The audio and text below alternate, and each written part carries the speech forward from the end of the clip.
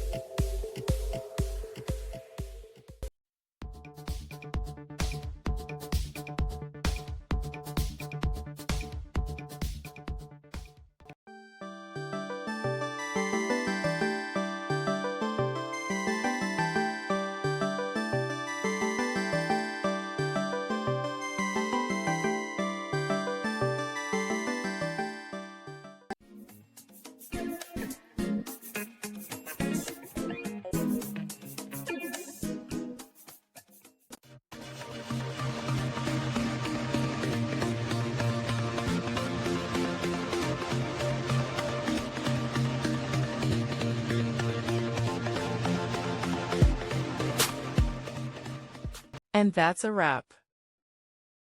I hope you found the answer you were looking for. If you did, take a second to hit that subscribe button. It really helps out. And let me know in the comments which solution worked best for you.